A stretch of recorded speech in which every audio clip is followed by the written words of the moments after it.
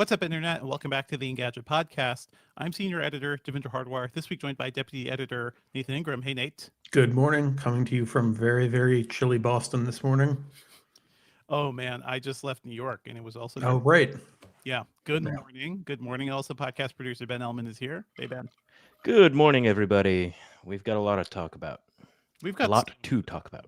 Well, we're catching up on news because what happened last week was that Netflix announced it's going to be buying Warner Brothers, or at least attempting to buy Warner Brothers for $82.7 billion. So much money. So much money. I immediately wrote up a piece about that in Engadget, but it turns out that story's not over because Paramount is not giving up the fight for WB. We're going to talk about all of that. And also, why that's such a big deal. And some stuff hit this morning too. Disney and OpenAI signed an agreement to use Disney characters. Disney's investing $1 billion in OpenAI.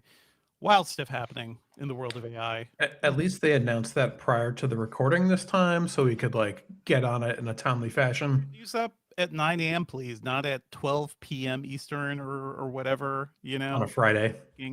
Yeah. As always, folks, if you're enjoying the show, please be sure to subscribe to us on iTunes or your podcatcher of choice. Leave us a review on iTunes and drop us an email at podcast@engadget.com. We love your questions. We can use them for our Ask Engadget section on Engadget, so we can show up on the site. Send us what you got, and I'll take voicemails too. If you can record some audio, that's always helpful. Your voice memos app is very good, and if you have an iPhone or even most Android phones, you'll have a good mic. You can also join us Thursday mornings around 10:30 a.m. Eastern for our live stream. This morning we're starting a little late, but if you're subscribed to us on YouTube, you'll see when all that stuff is happening. We'll show off gadgets, we'll do some Q&A, and also you can see our faces. So that's fun. Let's dive right into Netflix and WB. And kind of, Nate, it doesn't happen very often for me to have to be like, okay, I got to immediately respond to this news. But that's what happened last week. It was announced that Netflix planned to buy Warner Brothers for $82.7 billion in a deal that would probably take place in the third quarter of 2026. Certainly, there's a lot. Just like that sentence, there's a lot going on there. Netflix, a company that was just a DVD by mail company, has always been seen in the entertainment industry as sort of like the young upstarts compared to all the, stodgy Hollywood studios who've been around forever, who have defined the state of Hollywood. Netflix gobbling up WB, kind of a wild thing to consider. Also, WB is in a weird state right now because the WB and Discovery merger happened a couple of years ago. We've talked about David Zaslav and kind of what a mess that has been. So WB could use a new home. And I feel like the whole WBD thing was all about just getting to resell that company in some fashion. But it's a wild idea to think about Netflix, of all companies, buying Warner Brothers, a storied studio, all that content, all that TV content too, including Sopranos and Game of Thrones, everything that was on HBO, but all their classic. And that's the really huge thing, because remember, a number of years ago, the quote that was often tossed around is that Netflix is trying to become HBO before HBO becomes Netflix. Now Netflix is just trying to buy HBO. It is because HBO, I mean, they did HBO Max. They had a couple streaming services, but Netflix was more nimble. We have to go over the history here, right? The idea of streaming video over the internet didn't exist in 2005, right? Or barely existed. That's when YouTube launched, right? 2005, I believe. Right. And even then it was kind of a curiosity. Hey, I'm just going to go watch this little meme video. A couple of years later, we got Lazy Sunday from SNL, right? It was not on your TV. It was specifically on your computer. We didn't have smartphones back then. You had to go to your computer to watch this content. But Netflix has always said that their idea was always to try to get movies on the internet. It's in their name. So they started with DVD by mail, but they launched a streaming service in the mid 2000s. I remember It's 2008, probably. I remember 2009, they send you a DVD you put in the PlayStation 3 to connect it, and then you could stream from there. And even then, they had a decent amount of catalog stuff. I have to look up the exact dates, but it was 06, 07 when they had launched the initial, hey, this thing is called Watch Instantly. You go to Netflix in your web browser where you see your queue and everything. You hit a button and you have a couple hundred hours a month to watch a movie.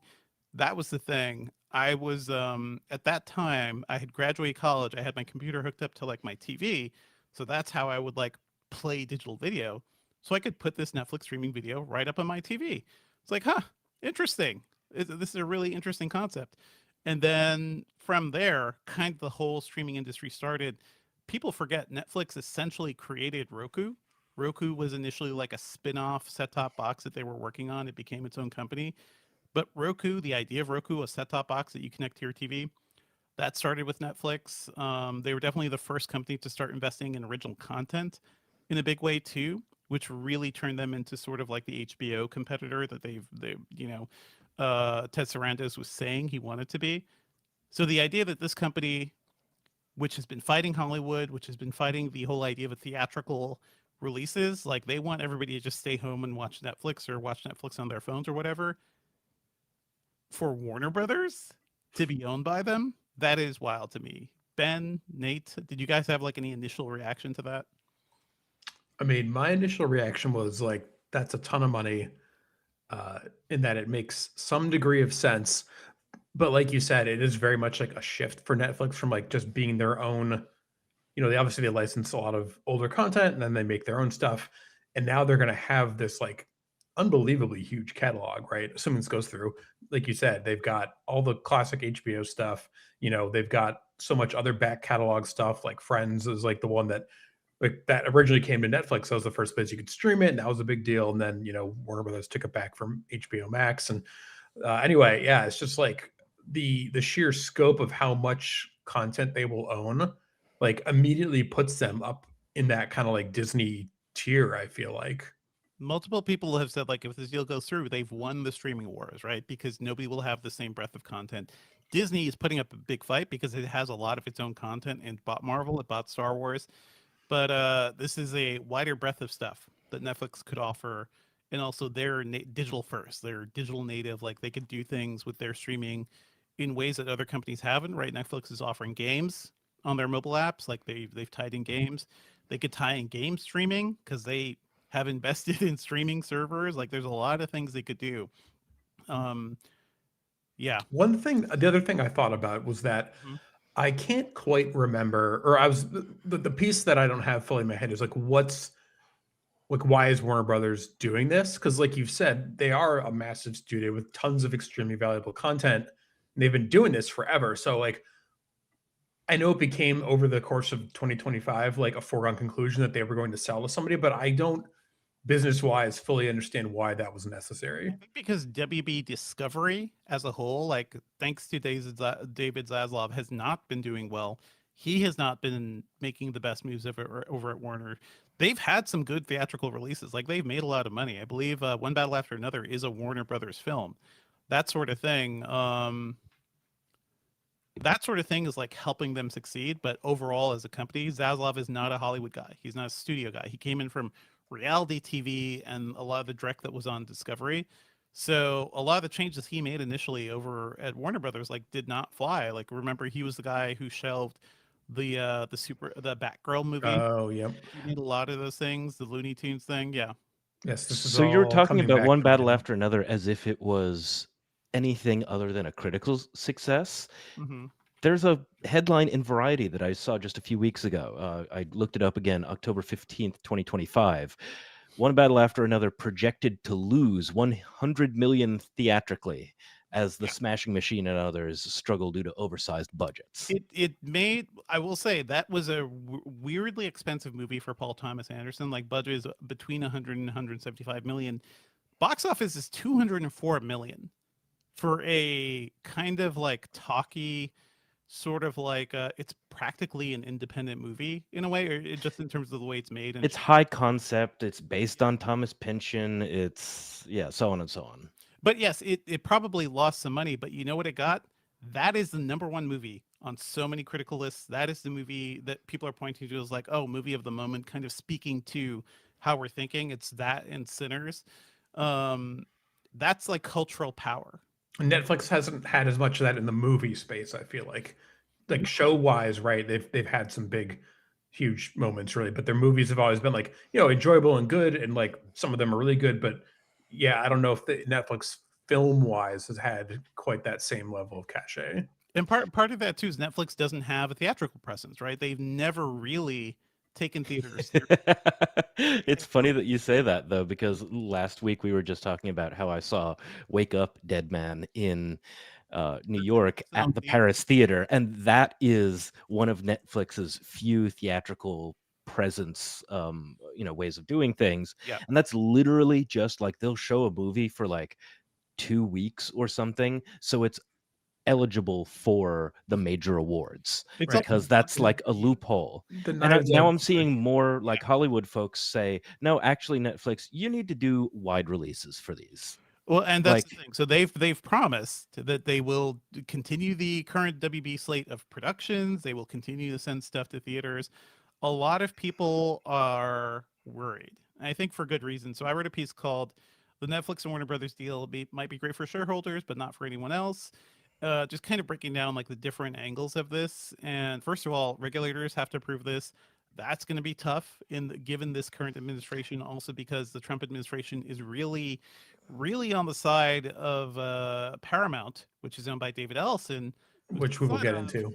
Trump, Trump supporter Larry Ellison, the CEO of Oracle. This is like a nesting doll of like influence, and I don't know. But let's refocus on like the theatrical experience part, because that is what I saw all of the LA folks, like friends in LA and general movie people, critics and stuff, talking about like, what is Netflix going to do to the theatrical experience? Is it literally just the fear that Netflix will take a lot of WB stuff and put it directly online? I mean, or is it bigger than that?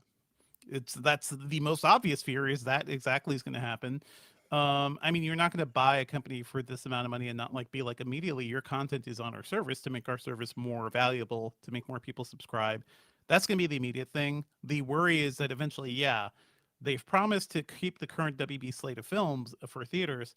That's not a sign of like what will happen in the future.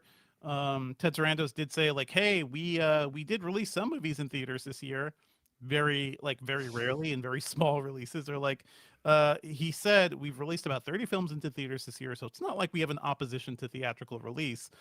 Here's that quote that's interesting. It's the longer windows that aren't consumer friendly, and that's the theatrical exclusive window before something gets to home video or streaming or whatever. That quote continues: life cycle that starts in the movie theater will continue that. Over time, the windows will evolve to be much more consumer friendly to meet the audience where they are. All things that are going to theaters through WB will continue to do so. Our primary goal is to bring first-run movies to consumers, and we intend to continue with that. So reading that quote and reading like what he is really saying is like, yes, we want stuff on Netflix sooner. Maybe they will argue for like much shorter theatrical windows, like a month, which is right now, I think people are trying to settle on like 45 days, which seems like very reasonable given how long theatrical windows used to be. I was gonna say, do you remember when it used to be a movie comes out in December and you get the DVD in like May or June? It used to be like 4 to 6 months. Yeah. It used to be much longer, and things have steadily like gotten shorter and shorter because we have much easier access to watch things at home. Netflix fundamentally is going to try to bolster that service, or bolster that, that aspect of what they do. I talked to C. Robert Cargill, the screenwriter behind Doctor Strange and The Black Phone, and just like, I've known him for a while. He was an online writer. He used to review movies at Ain't It Cool News. He's been on my movie podcast a couple of times, so I'm friendly with him. Full disclosure there.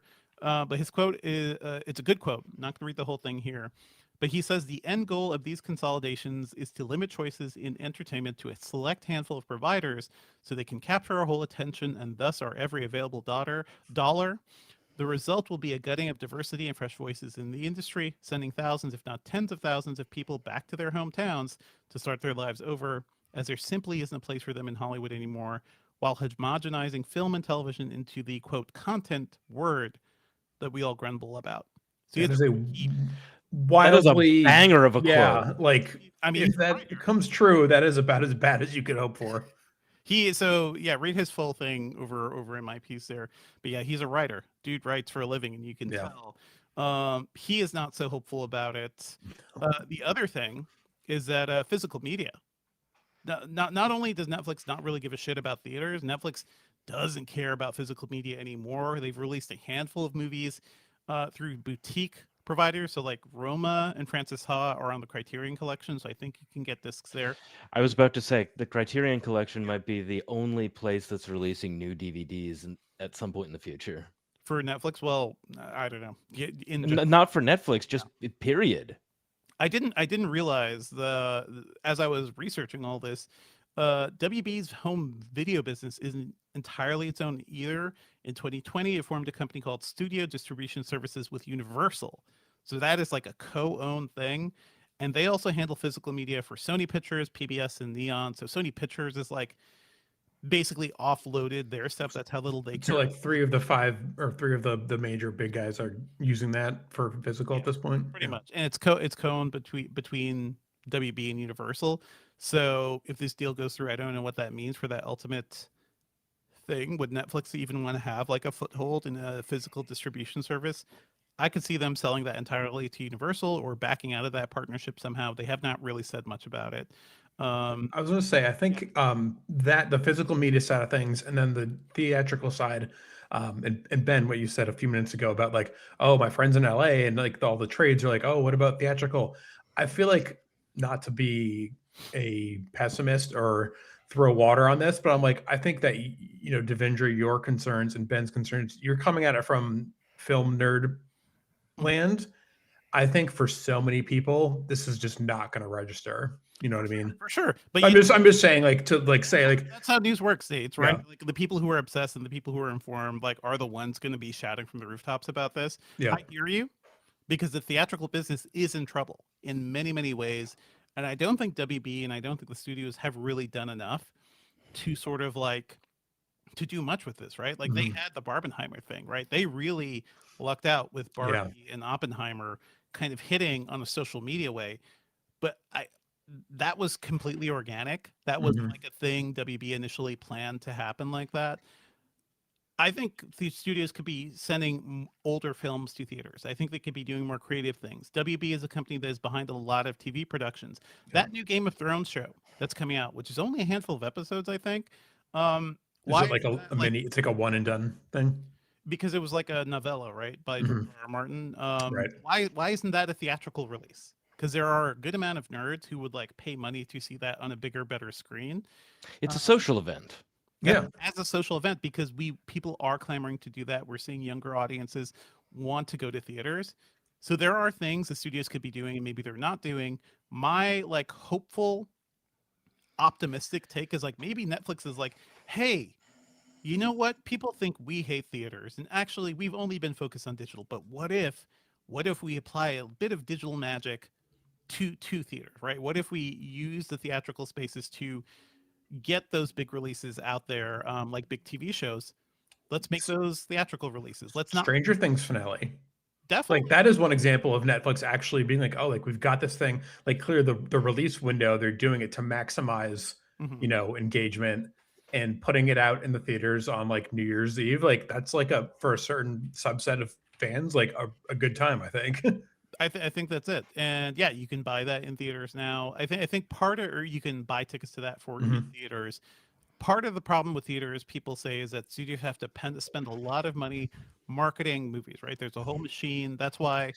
That's how we get into like Hollywood accounting too, right? Like the idea of something that makes money on paper, or no, actually it makes money in theaters. Everybody knows that it like was, top of the box office for like 3 weekends running, but somehow on paper it didn't make money because of marketing or something, right? For sure. I mean, there's potentially that marketing. They typically factor as like double the production of like budget. So if One Battle After Another was budgeted for like 150 to 175 and it only made 200 million at the box office, that is seen as a failure because the marketing money is not typically in that early figure. There may be ways to be like, hey, we don't need to have a billboard and all this stuff for our releases if we are communicating through online media or through like fandom in other ways, through social media. Like, hey, this thing is happening. Go see it that way. And maybe they're targeting a younger digital audience. That would be my hope.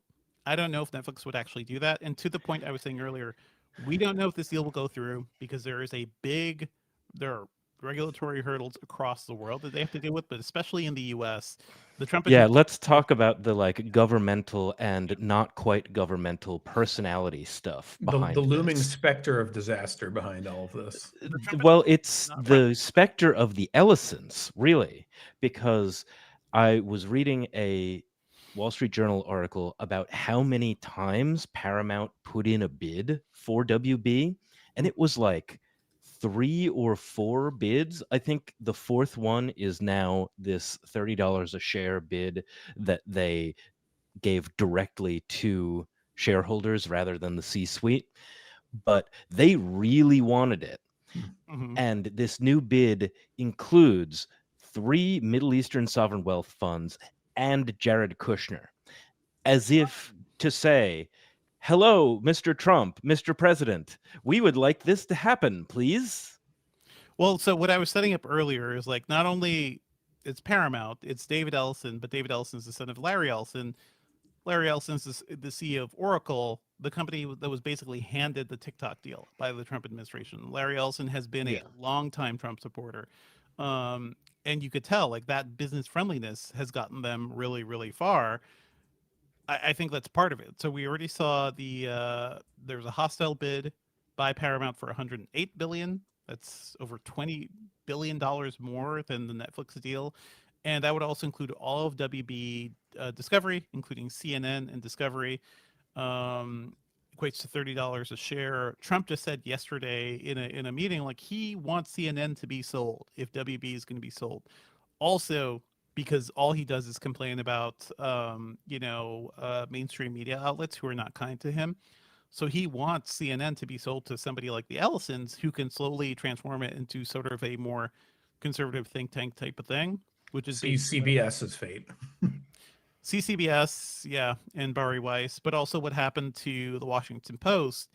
As soon as like Jeff Bezos realized he needs to be friendly with Trump, he pushed hard to turn the Washington Post into a more conservative voice. He prevented the Post from saying that it supported No endorsement, right? I believe is what happened. No endorsement. Well, no endorsement in the no 2024 endorsement. presidential election. But Yep. And they were then to just endorse this last Kamala year Harris. or so, they did a lot of like shuffling around with the opinion writers and editorial board. And Yep. there was an edict that came down from, I think, either Bezos It was from himself Bezos. or Bezos's company that said like, our opinion desk is going to be only pro-America and like not like It was like innovation. businesses and Yeah, in something a really. like pro innovation. They didn't say anything about like patriotic or anything, but like the subtext was there. Yes. Totally there. And it's also like you could tell it's just people bending the knee to be friendly to Trump so that Jeff Bezos's other companies can get those lucrative space contracts, like not SpaceX, but was it Blue Origin? Like Yeah. his company can get that money, and SpaceX doesn't. It's all billionaires fighting billionaires for like influence and money. It's kind of a sad thing. So we don't know what's going to happen with this whole WB deal, but the stakes are very high. And as somebody who both covers movies, reviews movies, has covered the media business, and also is on this side of tech things, it is a wild thing to see. It is a wild thing to comprehend. I hope my only hope is like I think a lot of people do not care about theaters, and that is very sad to me because it's one of those things when they disappear, when they start closing, when you start losing those spaces to just go hang out with people, which we've lost a lot of already. Malls are dead. Retail stores are closing all around the country. Um, they want you to be stuck at home just staring at your screens, which they can monetize more effectively than you going to a theater, right? Because they could put whatever they want in front of your face. That sort of Everybody on TikTok is also talking about like the death of the third place. We have no third places, and like Yeah. this has been less relevant for me, like long time Northeast person, because there's just like so much more density in this area than there is in the rest of the really New country. York. Yeah, yeah. Yeah. But it's kind of like getting rid of, I don't know, I don't want to get too crazy about it, but it's a little bit like, closing a library or the post office or something. Like, it's really hard to reopen something like that, especially because the financial logic of like having a theater in, some town outside of Iowa City probably made more sense like 40 years ago.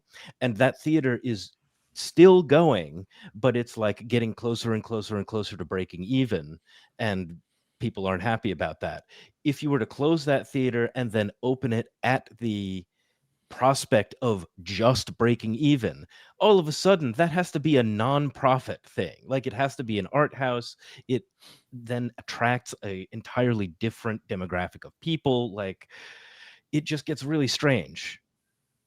It gets really strange, but I think ultimately people do like gathering together and experiencing art and things together. It's the business of it. I don't think the multiplex business was always the best thing. With the theatrical experience for a lot of people has not been great.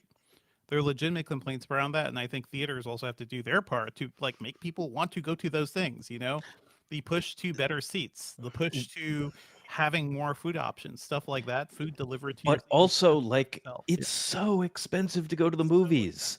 expensive. I talked about this with a few people, including a guy, a client of mine, like Mhm. decades older than me. And I think I was talking about it just last week. We were talking about the death of the movie palaces in New York. Mhm. And he was talking about how, like, he and his family, when he was growing up, would go to the movies pretty often, maybe like a couple of times a month, because it was the relatively cheap family thing to do. Now, if you have two kids and you're taking four, maybe five people out because, a friend or a cousin or someone wants to see a movie too, that's like $125 or more. Mhm. Like, that's not an affordable option, like it used to be. And it's crazy. It is crazy. Get It's absolutely crazy. Yeah. So getting to a connected idea, Devendra, can you remind me who said it was a leader of Netflix, I believe, Mhm. kind of like reaffirming their commitment to the theatrical experience, that like the movies will continue to find people where they are. Who said that? I forget. It was Ted Sarandos, and there was the other co-CEO. I don't have his name. Okay, so it was one of the co-CEOs of Netflix, but Yeah. like that has a bit of a malevolent undertone to me, I mean, because the they Sarandos know was like, where the market forces are going, and when they say we're going to make sure that movies continue to find people where they are, increasingly where they are is Is home. in their home. yeah. I think you were referring just to the quote I had just said. So that was Yeah. Yes. Sarandos, and yeah, that's what they're saying. Like, what is pro-consumer? They think is the easiest potential option for consumers. We see what Netflix's ultimate goal is. Like, they're called Netflix. They're not theater flicks. Like, Theater flicks. they're not cinema going. But maybe there is room. Like, I think a lot of theaters will close. We're already seeing theaters close. AMC was like on the brink of like dying for so long. They were only saved by freaking meme stocks. Oh It God. became like a meme stock, and that was the only reason that company kind of rebounded a bit. There's a lot of stuff that's going to have to change. I just think, like, hey, this is important, folks. What do the tech companies want? They want you all to be wearing screens in front of your faces soon, and they're going to send targeted ads to those screens. They're going to be tracking your eye movements. They're going to, deconstruct every single thing you're seeing, every single thing you're saying.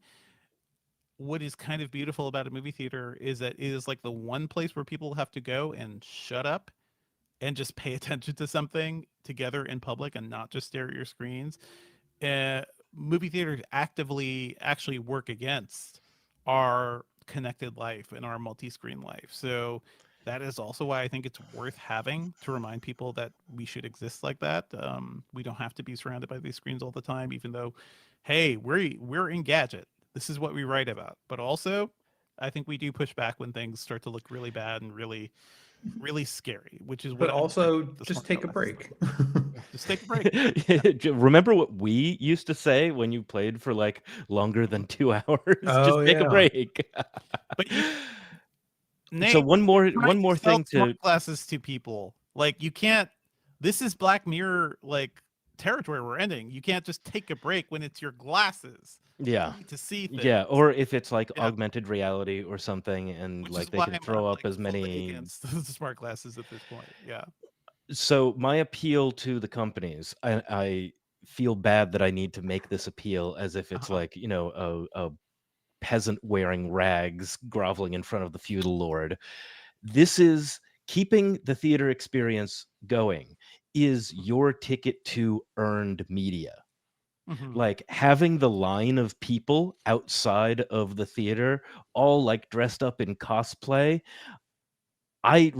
Have such a clear memory of that one kind of cheesy like local news segment that was around. I forget if it was the release of the Matrix Reloaded or Revelations or something, but like there were people dressed up in like cyberpunk stuff. Oh. And like that's not just good for, you know, pro-social whatever. Like I know that money doesn't care about that, but Mhm. being able to connect fans in real life, I have a feeling that if the theater experience were to degrade more in some, Mhm. you know, number of years, a company would like reintroduce this idea as if they were reinventing the wheel. Mhm. I mean, that's Like, what's oh, happened. what if we all got together and watched something? The That's tech companies have nuts. reinvented buses. They've reinvented like basic aspects of public transportation. I do want to wrap around to the basic idea of what I was saying, though. I guess for the title of this episode, Netflix buying Warner Brothers, not a great option. Paramount by like the Ellisons buying Warner Brothers and turning it into kind of more of a mouthpiece for conservative media, turning CNN into that sort of thing. That is going to be much more worrying for our media landscape. It also means like, yeah, again, that's one less studio, one less major studio for people to pitch to, which is also true of Netflix. But I think ideologically, at least the Netflix thing is more about, hey, we want streaming to take over the world. We want digital media like that to take over the world. Whereas the Ellisons are like working on like, I think in many ways literal world media domination and also like ideological ends that Netflix doesn't really think about. They want that engagement, they want that sweet content, and they're less you know, ideologically leaning towards any particular side right now. So Yeah, that's my main thing there. there's no question that Netflix wants to keep making and producing movies and shows at Yeah. the very least. So like that maybe is the best we can hope for. There is that too. Like people, there are artists who refuse to work with Netflix, like entirely. Paul Thomas Anderson, I believe, is one of them. A lot of like independent directors. Chris Nolan hates Netflix. Chris Nolan doesn't want to like work with them at all. He's not at WB anymore because he had a big falling out with them because of the theatrical releases around Tenet and like that stuff over COVID. So he is not working with WB right now. But would, if he ever wanted to pitch something back to them or work with his old catalog or something, like that's going to be rough because it's going to be Netflix owning Warner Doesn't Brothers. doesn't he have a new film coming soon? He has the Odyssey, man. He has Right. So the who's that greatest going through? adventure ever written. Yeah. Who's that going through? It's not. I Is have it to, still WB or is it? no, it's not WB. I think he's doing Universal now. Yep. Yep. The Epic of Gilgamesh would also like a word with you, Devindra. What's longer? Don't forget Beowulf. Beowulf is first. Beowulf gets yeah, Universal. The Odyssey is through Universal right now. 7/17/26. So we shall see. We shall see how all that goes. But anyway, we'll be following the story. It's not over yet. It has to go through regulatory approval. I'm sure the Trump administration is going to try to like put their finger on this somehow. But we'll see where it goes. And hey, if you want to hear me talk more about the media business, check out the Filmcast, thefilmcast.com. Ben, Nate, any other thoughts on this? Oh, it's just buckle up because you're going to be hearing about it a lot for the next 12 months or probably longer. Well, let's talk about moving on to other news. Let's talk about the death of media in other ways. This morning, Walt Disney, and OpenAI reached a landmark agreement to bring beloved characters from across Disney's brands to Sora, which is OpenAI's video generation thing we've talked about. I'm going to break this down real quick. Here are the highlights from their press release. It's a 3-year licensing agreement. Sora will be able to generate short, user-prompted social videos that can be viewed and shared by fans, drawing in more than 200 Disney, Marvel, Pixar, and Star Wars characters. A selection of these fan-inspired short videos will appear in Disney Plus. That's interesting. They have a shared commitment to responsible use of AI that protects the safety of users and the rights of creators. Okay, we'll see what that means. Alongside the licensing agreement, Disney will become a major customer of OpenAI, using its APIs to build new products, tools, and experiences, including for Disney Plus and deploying ChatGPT for its employees. So Disney using OpenAI tools. Final thing, Disney will make a $1 billion equity investment in OpenAI and will receive warrants to purchase additional equity. So this is an investment. This is a licensing deal. This is a partnership to also use OpenAI's tools. This seems really sad and desperate to me, but what do you This is gross, I think, is the end of that. That's what I said in our Slack. But yeah, everything about this feels absolutely gross, especially for Disney, a company that is also responsible for so much art, so much media, so much like IP, and has some of the best artists in the world like working directly for them.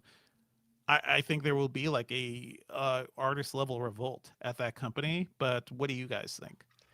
I think that part of this is Sam Altman being like, please, bro, please, I just need another million. I am almost covering like all the data centers, but like I just need like 2 to 3 more billion. That's both a joke and not a joke. Yeah, I hear you OpenAI on. is not making money the way it needs to. But Nate, I was just gonna say, sorry, that yeah, like, yes, it's a lot of money, but like when you look at what OpenAI needs for its data centers and everything, like a couple other reporters were discussing this, and like it's a drop in the bucket. It doesn't meaningfully change OpenAI's finances, and it obviously doesn't change Disney's finances, but it's more of like a statement of intent, right? Like we're taking some ownership and some stock in this thing. so from the sound of it, it really seems like this is kind of a paper dolls aspect, like that they want to put onto Disney Plus or something. I think it's also maybe a way of getting younger users to interact with Sora generation a lot more. And hopefully they can like really get, the 4 through 7-year-old demographic to be very interested in. Yeah, I know. Audio viewers or audio listeners can't hear that, but Nate pointed a finger gun at his head. Let's teach kids how to kill imagination, but also like that is to me actually probably the core audience for AI video like this, because It doesn't have to be good. what the hell? It doesn't have to be good. They are easily entertained by stupid crap. I have less patience for adults who are And so what you're saying is AI video. the 4 to 7-year-old demographic is easily entertained by stupid crap. Let's just make sure that That's basically you're on record for saying 4 to 7-year-olds have bad taste. They're and coming also for you. shocking revelation. But that is specifically what Sora creates. Like, this wasn't in the show notes, but did you guys see that McDonald's AI video? The Oh, yeah. AI commercial, which was garbage on every level, like pure garbage. It looked awful. And I mean, Dev, you and I have talked about how the general idea of somebody putting a prompt into something like Sora is, gets a kind of again sort of reaction. And who is known for that more than like 4 to 7-year-olds? So it's in fact like kind of ingenious to put this in the hands of children. Yeah. But then there's another question of like a few weeks ago when we were talking about AI video and stuff, I posed the question to Drew Harwell of how is a lot of this AI video different from like jib jab cartoons or like flash paper dolls or something. So it feels like it might be more in that direction of like, I don't think anyone said, oh my God, like kids are playing with flash paper dolls and this is, the death of childhood creativity. On the other hand, kids are fantastic at stress testing any platform on earth, which means that if they want to see strange and dark things, they will somehow figure out how to prompt the Disney Plus OpenAI partnership It whatever doesn't into I don't. making some of the most horrifying I- things you've it ever doesn't even have to be seen. strange and dark. Like this is we have barely talked about this, but are you guys familiar with the whole Italian AI brain rot thing? Ballerina cappuccina, Kind all that of, stuff, kind that is of. AI. That is like it's not created by children, but it's something. It is a wild thing that kids have become made a very popular thing. They're Yeah, repeating it. They're turning it into their own like little children's culture. That's media culture for them sometimes. I think you're a bit misstating these things. Though, like the point of this isn't for kids to be generating this. Yeah, Like 4 to 7 year olds are not going to be using Sora on Disney Plus. Like they it sounds. could. There's no indication that's what they're going to do yet. Like let's like stay in the realm of like what they're actually saying, which is like that they're going to quote put up curated selections of Sora generated videos on Disney No, but Plus. they're user generated videos, dude. Right, but Those like users can be kids.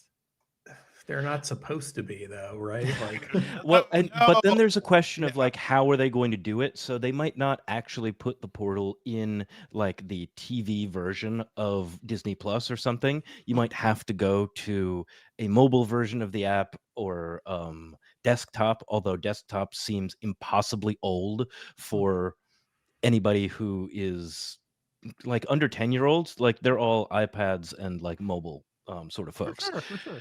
Um it's going to be weird. I also want to bring in the idea that Sora itself has not been doing well. Hmm. This deal has obviously been in the works for a long time, but just recently, the website App Figures published new numbers that showed that downloads have dropped by around 60% since September. So Sora The initial is run down. being like, "Yay, AI Yeah, video," has like trickled off, so they need to feed it new stuff. One thing I want to point Sora out is here, way down, and this is not something that OpenAI put together in 2 days, trying to like juice that platform. But I think it's a way of saying how soulless the Sora app was. And I mean, we've said this 100 times already. mhm, You spend a little time on Sora, and you feel like you've been eating like low calorie meals and diet soda, and you go to something like oh, yeah. TikTok or YouTube and you're like, wow, finally a great meal. Or at least it's at least food. It's at least sustenance. Yeah, yeah. They released some pictures on this thing, and let me share this tab. But they released some pictures of what we can expect, and it is schlubby guy holding a lightsaber. It is faceless, undetailed surfer floating alongside Stitch. Well, It Stitch is is on the surfboard Stitch as if on his Stitch were a surfboard, small dog. very badly like imposed on the surfboard. It is a guy who looks a lot like the first guy, starting at a race line next to the thing from Cars, the car from Cars. Even these Lightning examples, McQueen, excuse awful. me. McQueen, no, This he is looks that creature that got that those movies are awful. Those they're movies so are really weird. awful. I don't know how they kept going, but yes, Kids. Again, going back to what we were saying about kids. Kids have no taste. Yes. have no taste. One thing I just want to point out here: this is still using Sora. This is still using all those resources we've talked about. Maybe they're going to get more efficient, but this is kind of an Ender's Game scenario where I think kids will want to play with this. Like the idea of this, like parents are going to put this in front of their kids to like, Hmm. hey, you want to come up with an idea, or at least the ideas will be driven by their kids. All the Yeah. while, they're like burning more and more rainforest and chewing up more energy to produce these like little useless videos. Like this is like one of the worst outcomes of the whole AI media creation industry. Dev, I just looked at the page you're on to see those examples. It's the same schlubby dude in all three images, I'm pretty sure. Yeah. Taking a closer look. It's just And like, look what you can do. look what you can do. It's awful. Great. Okay, we've got a lot more stuff to get through. We're gonna move quickly Yeah, through not other too news. much But I time. just want to point out that is going to be a big deal because that deal has Yep. already been signed. That doesn't require regulatory approval. We will see the results of this Soon. Disney and OpenAI partnership soon, and I predict it will not be pretty because go look at Sora, go download Sora and look at some Sora videos. It is pure trash. So putting that out there. Can't wait. Can't wait. Do you have any thoughts? In other news, NVIDIA can now sell its high-end AI chips to, quote, approved customers in China. That is the H200 chip, the H200 GPUs, not the H20, which was kind of slowed down. That was the one China was refusing to buy because it was slower than what was out there. H200 is NVIDIA's second fastest processor. The US is going to be taking a 25% tariff on these sales too. So that's essentially 25% of the purchase will be paid directly to the US government by Chinese buyers. Okay.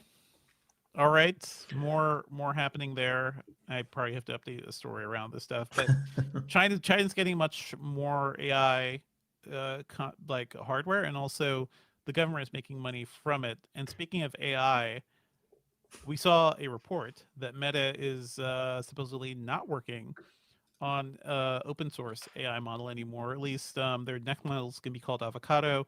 Might not be open source. I am not at all surprised that Zuck would give up on like the one defining factor of Llama because it's not working as well as Right. It hasn't been terribly well received, I feel like. he's immediately being like, okay, I guess we got to do what everybody else is doing. Let's just dump this entire idea and whatever open source like, I don't know, hype that he was trying to do early on. Only a year ago, he wrote the memo about how open source AI is the path forward and said F that about closed platforms. So, nice shift. And a couple years It ago, really sounds like it's someone saying, "Hey guys, wait for me. Can't you like open source your stuff because I want to be able to catch up? Wait, oh, I'm actually closer to catching up now. Open source is a bad thing." it's also like I don't know if it's like waiting to catch up, but it's also like he will do whatever it takes to be like, oh, this is our advantage. This is how we're different, right? Even if it like he doesn't fundamentally believe it. So that kind of the same thing happened in multiple instances, like the way they would like they try to have some sort of like fact checking after all the criticism against them within Facebook and Instagram, and then immediately this year to appease the Trump administration, that's gone. Third-party fact-checking is gone. Instead, community notes is what we're getting. Zuck is not a guy who's ever really held to the convictions. He will always jump to the thing that will help him survive even longer. Make the most money. Yeah, that will make the most money. Or the thing is, like, he has not always had to worry about that because Facebook has been such a money printing thing, which is why he was like, oh, we could put billions of dollars into VR. We could do all this stuff. He's also majority owner of Meta, right? So people don't have to agree with him. He can just do whatever he wants, essentially, unless like he really pisses off the entire board. But he has control in a way that most CEOs and company founders do not over their own companies. Interestingly, I feel like the other ones who do are also crazy billionaires, like our friend Elon. Like our friend Elon, who has a board that, how many trillions is he going to be potentially paid if Tesla performs well? I think it's better than well. It's like they perform like outstanding. But anyway, the fact they're Did we get a quick confirmation that pay package was literally just giving him the most special boy award?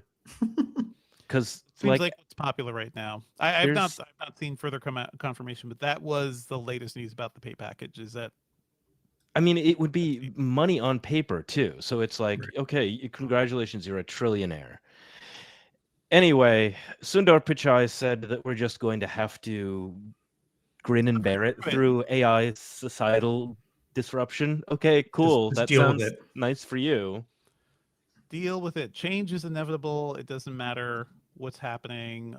That's like one silly story I think we can point to.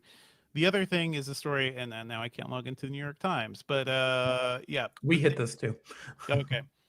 The State Department, if you could put that link in there, that'd be great. The State Department is moving back to New York, to Times New Roman, because Calibri is woke. I guess because sans serif fonts, like the smoother, more modern fonts, which people find to be more readable for people with vision issues. No, Times New Roman is classical. Times New Roman is traditional. We must go back to the original Times New Roman. Chew on that for a while. The crazy thing is, I think that Times New Roman hasn't been the official font for at least Word since like 2000. It's almost 2 decades, right? Like, and yet I mean, I guess in the brains of people of a certain age, it is the one true font for sure. I feel like, and we are also of the generation that chooses fonts directly. I don't know how if like the younger generations as they're typing things even explore No, probably not. those No. options. You just take like Whatever OpenAI or whatever Chat GPT gives you just roll with whatever it. Google Docs gives you. Just like start with that and don't really Yep. explore beyond It's that. funny on the surface, but it reveals like a dark impulse, the same way that like all new government buildings need to be like classical architecture. And then you think about like who's running all of the social media accounts for the government agencies now. Mhm. It's like people who are posting like ancient Greek statues saying we must defend the West. It's scary. Right. And also, like, why in the world are we wasting any time at all talking about these fonts? Mhm. And it's just one department, but it's just so stupid. I mean, it made headlines. It was like a story, and I think it's one of the things where we look at the state of the world and we're like, how stupid can today be? Today they're waging war against Calibri, Mm-hmm. a good-looking font. Mm-hmm. Got to go back to Times New Roman, make fonts great again, I guess. Oh my god. Yep, that's it. That's 100% it. To what's going on around Engadget, Sherlyn reviewed the Kindle Scribe Color Soft. It's a mouthful. She says has a very particular set of skills for a price. So this is color e-ink with the pen. This is interesting. Really good refresh rates, it sounds like. So it feels very smooth writing. Yeah, it's so expensive. For this Yeah. thing. How much? 600? $630. Let me Wow. that a couple of times because e-ink is not cheap. No. My interest is in the like $200 to $300, maybe at most e-ink, e-paper, tablet sort of thing. So I have what's the other one? The other one that's pretty famous out there. Remarkable. Not Remarkable. No, just the plain The iPad? No. But I have one of those. Its name's escaping me right now. I have Kindle. Books or something. Yeah, one of those. And I like it. I like it for just reading books, but I do not have the desire for color, especially since color e-ink has been like such a mess, and also color screens have gotten so good too. So I think maybe they were just like a little too late for that. Check out Sherlyn's review. Igor Bonifacek wrote about OpenAI's House of Cards seemed primed to collapse. There's been a lot of reporting about this from Edzatron and other folks, just given how their structure as a company, the money that they're actually getting in, even though they're making some revenue, they're not like doing enough to sustain themselves, given how much it costs to do AI inferencing and AI processing in general. Igor wrote a really good story about why it seems like OpenAI may not be well set for the next few years. The timing with the Disney thing is super weird to me, though. Like that we just published this the other day, and it's like, oh, here's something that kind of completely changes. I mean, maybe it doesn't completely change the formula, but it does feel, very interesting. I don't think it's like a huge change on the thing, but it feels a little desperate in the way that, we have to be a little more mainstream. Mm-hmm. And hey, we if Disney decides to sue them, because there were initially reports about like what Sora could do with licensed characters, they would rather have this deal than be sued by Disney down the line. Yeah. Nobody wants to be sued by Disney. Nobody wants to be sued by Disney in general. The Game Awards 2025 Day of the Dev stream was also this week. Jessica Condit wrote about what some of the best trailers and some of the best premieres and things that she saw there. I didn't see any of these things. No. So go check out her piece, because there's so much happening, and I was traveling to New York to like check out, talk with some companies and do some CES prep. So, the Game Awards is, well, as we're recording, it's tonight. By the time this podcast is out there, that will have happened. So lots of other big gaming news, and I am keeping my fingers crossed for Half-Life 3, baby. Oh my god. They're doing something this year. There's breadcrumbs. If anything, it would be like, let's wait till the tail end of the Steam machines launching and be like, oh, by the way, you buy a Steam machine, you get Half-Life 3. I will buy a Steam machine. Throw thousands of dollars at their screens to play Half-Life 3. Nate, if you're really hoping for something related to Half-Life 3. I have bad news for you about Santa. I mean, honestly, I wrote something in 2017 about how I'd given up on hoping for it 10 years after the last one was released. But then they did Alex, and then I wrote something after the Steam Machines a month ago, about like what all the portents are saying. But yeah, I know it's not going to happen. What will happen before that, Nate, I think, is they have to release Alex in a way that is playable on other platforms. Like there is no Alex is great. I wrote a review of it. It was one of the like longest VR experiences I've ever gone through. It's a tremendous game. It could easily be transposed into like a traditional first person shooter. Yeah. Be made available on other platforms, because people who are asking for Half-Life 3, you need to play Alex. I mean, it kills me that I haven't. That story does connect. That in fact connects in big ways. It connects in so many big ways. I don't know, Nate. You can get I get you don't have a VR PC. I think we should write a guide that says I need to play Half-Life Alex. What should I get without breaking the bank so I can do that? Nobody cares about this VR. Well, what you could get, Nate, is buy a Steam frame, buy the Steam VR headset. Yep. How much that's going to cost, and you could probably play Half-Life Alex directly on the Steam machine. Yeah. Yeah. So not on the machine, just the VR headset. Oh, all right. That's what I'm saying. But yes, another thing they could do is translate it down to traditional FPS, just release it on Steam, but also make it Steam machine, like bundle it with the Steam machine or something. Mm-hmm. So that's something they could. It wouldn't even require that much work to take a VR game and make it FPS friendly. Take my money. Take all of our money. Anyway, this is a super tangent that nobody else cares about, I'm sure. It's games. It's all of us. Steve Dent also wrote about projectors winning us over in 2025. I still love my ultra short throw projector. Here's the thing. TVs have gotten bigger and cheaper. A friend of mine, my co-host on the Filmcast, Jeff Kanata, just got a 100-inch TV that they're mounting to his wall. Oh my God. That's great. The thing about a projector is you don't have that massive object, right? Even if you have a projector screen, so big. It's a relatively like slim thing. It can go against the wall. Even if it's a drop down, you can hide it some of the time. A 100-inch TV is like multiple hundreds of pounds attached to your wall. Hey, if you're asking why people don't go to movies anymore, though, like we didn't really touch on this, but like the at-home experience can be so good if you're into it that, you know. I mean, it can be. That's a nice big screen. That I am sure, unless you're actually spending the money on like getting a good sound experience too, like there's still a lot of stuff a theater is going to get you that most people don't have at home. I think a lot of people are like, yeah, I'm just going to get a big ass TV and I'm set. I can see movies and I'll listen to audio through TV speakers. Oh man. Yeah. I like the idea of a projector just because it isn't a big black mirror that's hanging out in your living room or something. Yeah, also, I think projectors, I gave Steve a quote about this, but I do think projectors have that sort of like movie magic of like big image coming out of nowhere. And there is something like inherently magical about that whole process. I don't know. Does it take us back to Plato's cave or something? I don't know. But it feels less bulky and it feels inherently more cinematic than watching stuff on a TV to me. But that's just me. That's because I'm a cinema nerd. Let's move on to what we're working on. For me, it's mostly CS prep. I have a fun mini desktop from Falcon PC, from Falcon Northwest, right?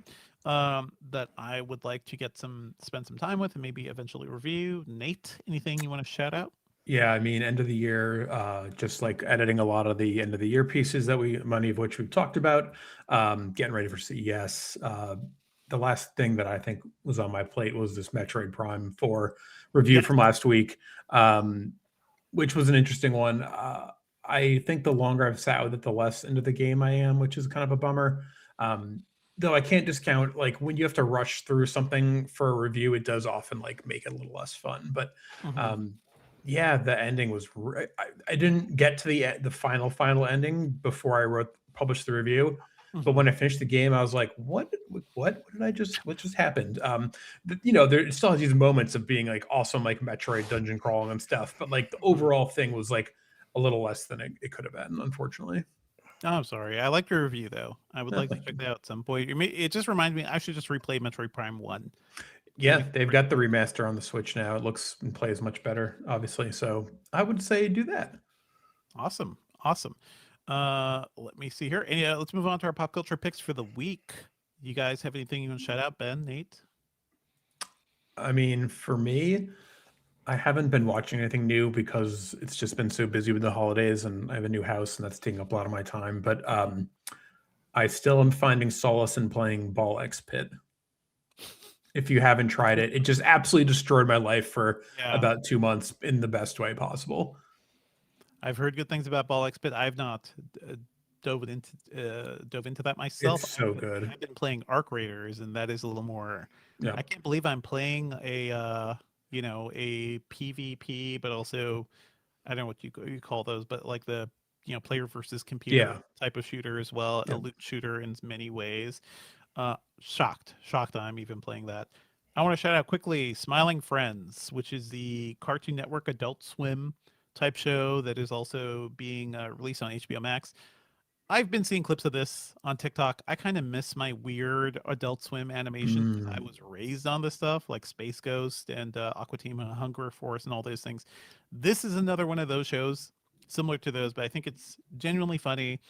It's made me laugh many, many times. The characters are great. Has really weird animation, as these shows tend to. But check it out if you miss those shows, and if you also grew up, I don't know, if you have experience watching those shows, highly recommend Smiling Friends. I also did see Kill Bill: The Whole Bloody Affair. Nice. I made a point to do it. That is 5 hours in the theaters. It is 4.5 hours long with a 15-minute intermission. You will probably have to also make time for trailers at the beginning.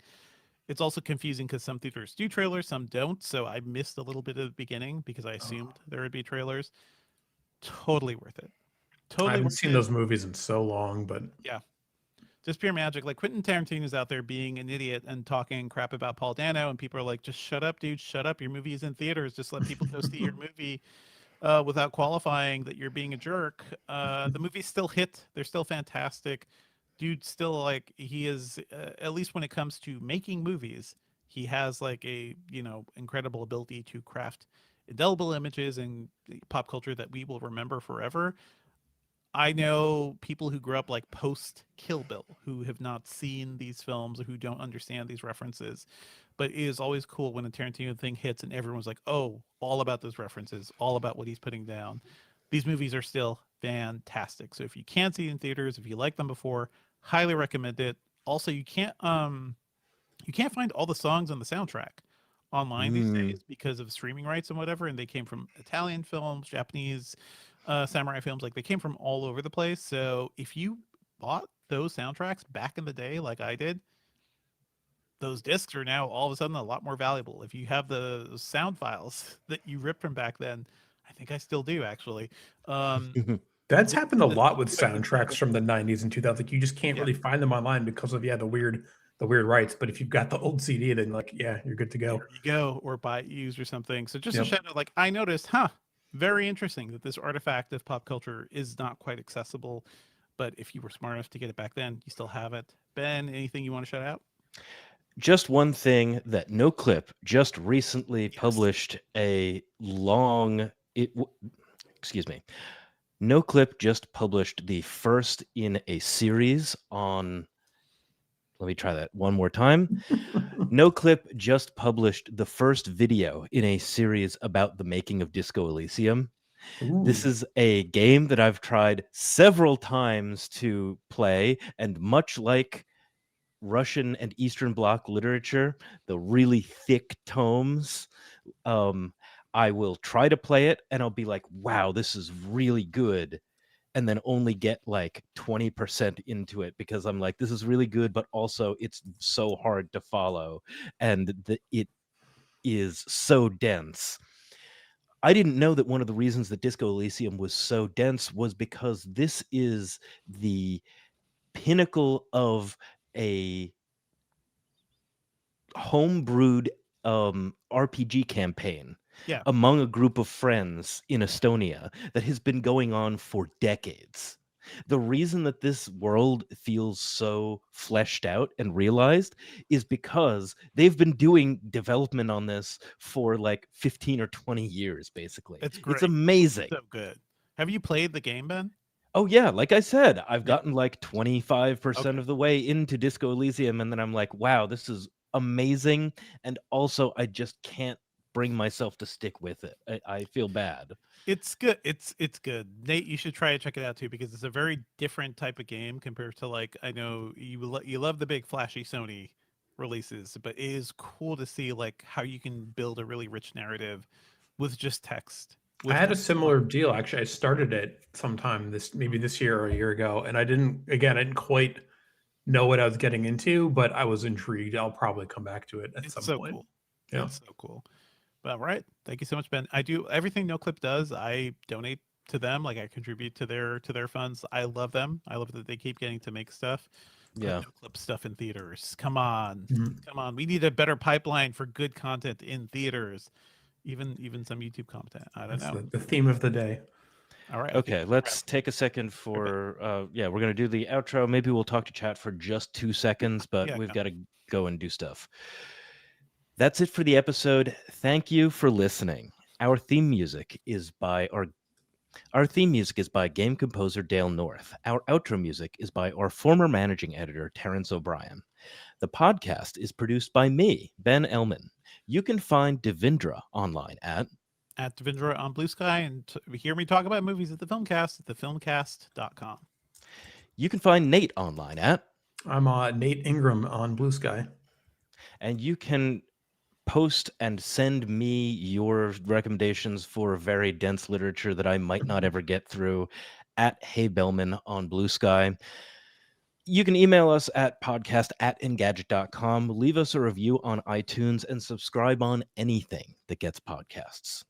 That includes Spotify. All right. First thing that I want to say now that we're talking directly to chat is hopefully Simon B is still around. I'm going to be in Montreal in like at the end of next week. So if you could send a email to podcast@engadget.com with some suggestions of things that might be cool for me to do, please, that would be amazing. Eat all the good food.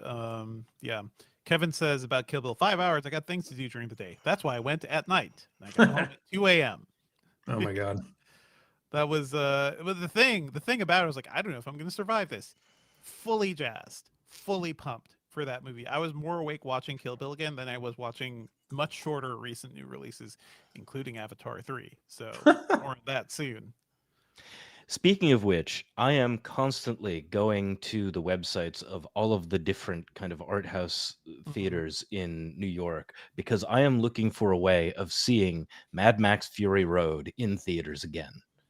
I think that should just be something that a theater does once a year, honestly. That's such an experience. Such an experience. And also, like, there is value. Like, I just recently, over the last few years, I saw Crouching Tiger again in theaters, one of my favorite films. I saw The Matrix in theaters upon the many, many re-releases it's had.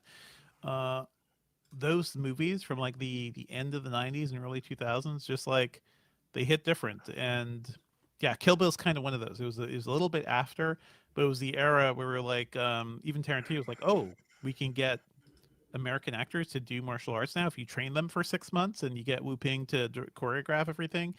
What a time. The extra anime, the longer anime sequence, by the way, looks amazing too. We should have gotten that originally. All right, gang. I got to peace out. All right. See ya, Nate. Thank you so much. You all. Drop us your audio, okay? Will do. Take it easy. Later. Bye.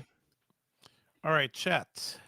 Bye-bye. We're going to be going soon. Anything else we want to respond to? The only other thing that I found super interesting was we were talking about like various TVs not wanting to have like a black mirror in the middle of your room. Like it does feel a little bit weird. And a number of years ago, I was like at a friend's parents' house because this was like right after we graduated from college. We were all like went back to live at home. They had maybe the first example of a living room that wasn't centered around a TV that I had ever seen. And I was like, wow, this is amazing. Interesting. You could talk to each other. Like because it's a bunch of chairs pointed at each other. Like you can actually talk to each other. And then the TV is over on the side.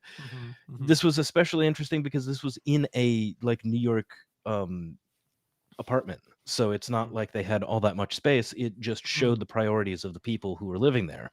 Mm-hmm. So then we ended up talking, I ended up talking in chat a bit about like the Samsung frame Mm-hmm. and the idea that, like, okay, you can put some art Yeah. on the screen or something. People have liked it. Like, people don't want their TVs to look I've like heard that it's a mid TV though. they're bad TVs. They've always been bad TVs. Yeah, they've gotten slightly better. I've heard, but I saw somebody mentioned in the chat that the Hisense ones, everyone's doing an art TV now, so the Hisense ones, I think, are better visually.